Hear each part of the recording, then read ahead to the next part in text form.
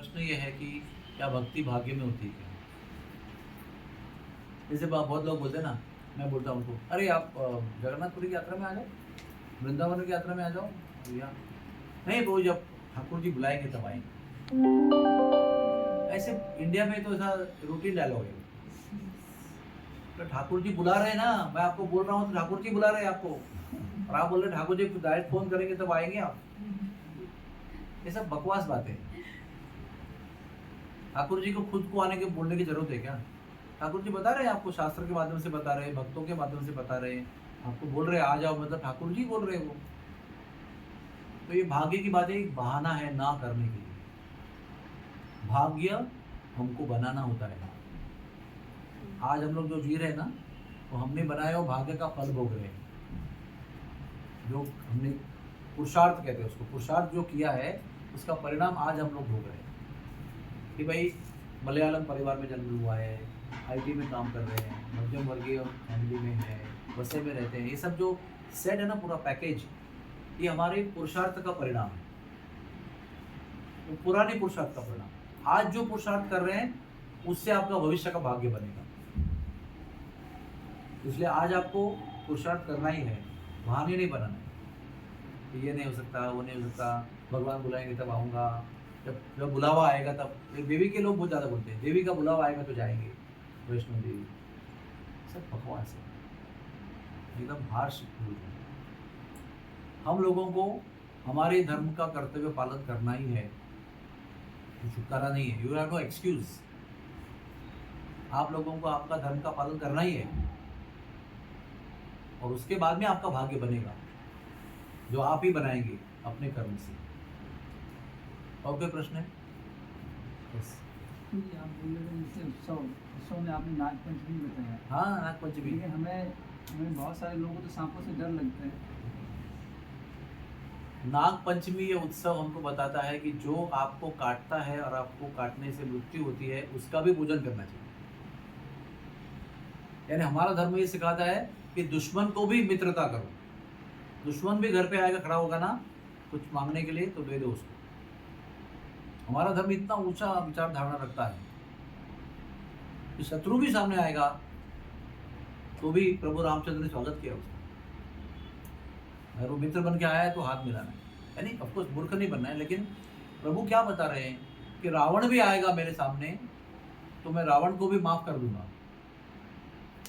तो लोगों ने पूछा, अरे उसके रावण के आने के पहले आपने विभीषण को प्रॉमिस कर दिया कि लंका तुम्हारी, तो रावण आएगा माफी मांगने के लिए तो उसको क्या दोगे आप? तो बोलते हैं कि मैं उसको अयोध्या का राज दूंगा। ये भगवान के वचन है, इसको प्रॉमिस करके लंका का राजा बना दूंगा। अभी बाद में रावण बाय मिस्टेक आ जाएगा सॉरी बोलने के लिए, तो उसको भी वो राजा होने के योग्य व्यक्ति है ना, वो पावरफुल व्यक्ति है, तो मैं इसको वैकुंठ का राज दूंगा, सॉरी अयोध्या का राज दूंगा, जो मेरे अधिकार में है ना, मैं राजा बनने वाला हूँ, तो मैं उसको दे दूंगा। तो भरत को क्या दोगे फिर आप? वो उधर बैठा है, बैठा बेचारा 14 ईयर से आपका काम कर रहे हैं, उसको वैकुंठ का राज दूंगा। तो प्रभु आप कहाँ जाएंगे? आप भी राजा बनने के योग्य हो। बोलते मैं भक्तों के हृदय पर राज्य करूंगा, भक्तों का हृदय मेरा राज्य बनाऊंगा, उसमें रहूंगा। ये हमारे प्रभु हैं, सोचो आप। तो कभी भेदभाव नहीं करते उनके व्यवहार में। लोग कुछ भी करते होंगे, वो नहीं करते, सबको मौका देते हैं। रावण को मौका दिया, कृष्ण भगवान ने दुर्योधन को मौका दिया, सबको मौका दिया, एंड तक मौका दिया। अरे भाई 5 गाँव दो, लेकिन फिर युद्ध करो। ये हमारी संस्कृति है। तो आपका प्रश्न क्या था? हाँ, नाग।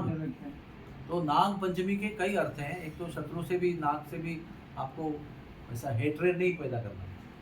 नंबर 2, नाग पंचमी के दिन ध्यान से सुनो, देवकी के 7वें गर्भ को ट्रांसफर किया गया था रोहिणी के गर्भ में, वो नाग पंचमी थी। इसलिए नाग पंचमी के दिन नंदगांव में बलराम जी का जन्मदिन मनाते हैं।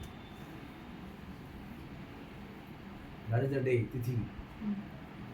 और हमारे साउथ इंडिया में सुब्रमण्य का कितना बड़ा महत्व है। सुब्रमण्य हमारे कर्नाटक में तो सुब्रमण्य इज द बिगेस्ट, उसके पूजन के बिना कुछ काम नहीं होता है। हर घर में पेड़ के पास सुब्रमण्य का स्थापना होती है, उडुपी के मंदिर में सुब्रमण्य बैठे हुए हैं, वो वेल्थ के ऊपर, पता है ना आपको? जो वादिराज स्वामी थे ना, वादिराज स्वामी, उन्होंने जो वेल्थ लाया था हिमालय से, उसको मंदिर में गाड़ के रखा है, उसके ऊपर सुब्रमण्य नाग रखा हुआ है। हाँ तो बहुत इम्पोर्टेंट है नाग पंचमी। हाँ त्रिलोकी स्वामी नाग है। पूरा त्रिलोकी स्वामी नाग है। हाँ, और प्रश्न पूछिए। ओके, आपको कोई प्रश्न है? पूछो ना, प्रॉब्लम मैं आंसर दूंगा। तो मुझे कल में क्लास का क्वेश्चन था। हाँ कल का क्लास का। हाँ पूछो। तो आपने बोला राधा मदन मोहन गोविंद और गोपीनाथ। तो गोपीनाथ जी है प्रयोजन की डीटी, तो उनका लेकिन मैंने इस द्वंद्व को कई साथ चलाया, कभी कुछ बताया कभी कुछ बताया। फाइनल मुझे पता चला कि गोपीनाथ जी वक्षस्थल वाले हैं और मुख्य कमल वाले गोविंद जी हैं, तो मैं सुधर गया। तो संबंध अभिधेय और प्रयोजन। हाँ वो सही है, वो संबंध मदन मोहन, अभिधेय गोविंद जी और प्रयोजन गोपीनाथ, वो भी सही है। जो इसका मतलब अगर हम डायरेक्टली आए इसका में तो डायरेक्ट राधा गोपीनाथ की तरह है, तो हमने संबंध और अभिधेय कर लिया क्या? डायरेक्टली प्रयोजन। आप गोपीनाथ को मिलो या गोविंद जी को मिलो, आपको जाना है फर्स्ट स्टैंडर्ड से सेकंड स्टैंडर्ड में, no direct promotion to any standard. आप किधर भी, या आपके डीटी का नाम गोपीनाथ जी है, या आप जयपुर में आ गए गोपीनाथ जी को मिले, या वृंदावन में गोपीनाथ को मिले और वहीं आपका दिल लग गया, इसका मतलब ये नहीं कि आपको पहले 2 स्टेप्स माफ कर दिए गए। आपको पहले दुनियादारी के माया को छोड़ना है, भगवान के चरणों का संबंध एक्सेप्ट करना है, सेवा करनी है, सेवा में परफेक्शन करना है, परफेक्शन होने के बाद मुरली सुनाई पड़ेगी, प्रयोजन प्राप्त होगा। और कोई तीसरा शॉर्टकट रास्ता नहीं है, और बाय द वे यही शॉर्टकट है। रियल शॉर्टकट यही है, भगवान की सेवा करके परफेक्शन प्राप्त करना। यस, आपने कल बोला था उद्धव जी ने गोभी को लोगों को उधर किया, लेकिन गोभी से नाम में का स्टोरी आप बोला था। हाँ, तो गोपी तलाव में स्टोरी ऐसी है कि उद्धव जी ने जब यहाँ पर आए थे वृंदावन में, तो गोपियों को कहा भी था कि आप ना अगर चाहते हो तो मैं आपको द्वारका में कृष्ण को मिला सकता हूँ, आप आओ, मैं करता हूँ व्यवस्था आपकी। जैसे आपको प्राइम मिनिस्टर को मिलना है तो मेरे पास कांटेक्ट है, मैं आपको मिला दूँगा।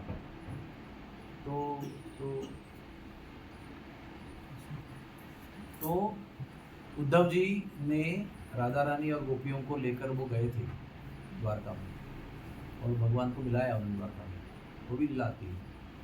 तो वो भगवान को मिलने के बाद में इतनी भाव विभोर हो गई, वो एक तालाब में वो पिघल गई और चंदन बन गई।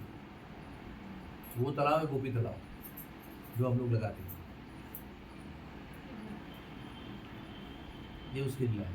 तो लास्ट टाइम मुझे पता नहीं थी जब मैं वहाँ गया, इससे मैं लोगों को लेकर नहीं गया, क्योंकि मुझे कथा ही पता नहीं उसकी। बाद में मैंने पढ़ा द्वारका महात्म्य, और वो गोपी चंदन का इतना महात्म्य है, आपको बता रहा हूँ, सब लोगों को ध्यान से सुनो। ये चंदन जो लगाया ना हमने, ये विष्णु तिलक है, उसका पार्ट लगाना नहीं चाहिए, एक बूंद यहाँ पर, ऐसा कुछ अपना स्पेकुलेशन नहीं करना चाहिए। उसको जो चरणों का शेप है वही लगाना चाहिए। वो कपाल प्रदेश पर तिलक लगाने से हर बार आपको एक मंदिर बनाने का पुण्य प्राप्त होता है, हर बार।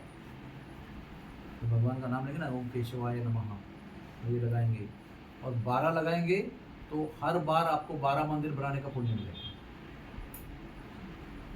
और अगर आपने किसी को बिना तिलक लगाए देखा तो आपको सूर्य का दर्शन करना पड़ेगा, उस पाप खत्म होगा।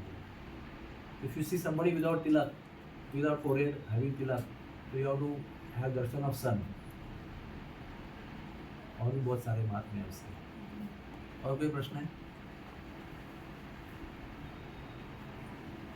जय जय श्री राधे श्याम। बहुत बहुत धन्यवाद आप लोगों का सबका।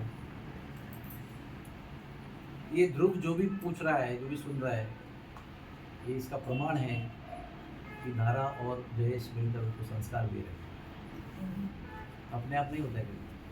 अगर रोटी खा रहे हैं, आप लोग रोटी खा रहे हैं या पूरी खा रहे हैं, वो किसी ने खेत में गेहूँ उगाया था, किसी ने उसको साफ किया था, किसी ने उसका आटा बनाया था, किसी ने संकल्प किया कि मैं भी रोटी बनाऊँ, पूरी बनाऊँगी, फिर तेल लाया गया था, फिर चूल्हा में गर्म किया गया था, फिर उसको डाला गया था, बेला गया था, उसको गूथा गया था, तब आपके प्लेट में पूरी आती है। पूरी आपके प्लेट में आने का मतलब इतना सारा हो गया है, जैसे ये पूरी है। तो मैं ये देख रहा हूँ तो मैं समझ रहा हूँ कि बात पीछे का सारा काम हुआ है। तो आपको बधाई है, दीपावली की बधाई दी है, उसकी भी बधाई है। और आपको प्रार्थना भी है कि इसी संस्कार को बनाए रखो, सच्ची माता बनो, सच्चे पिता बनो। नहीं तो कुत्ता बिल्ली भी माता पिता बन गए तो क्या बड़ी बात है। भगवान से अपने बच्चों को मिलाओ, जो भी आपके ऊपर निर्भर है भगवान से मिलाओ, ठीक है। Thank you.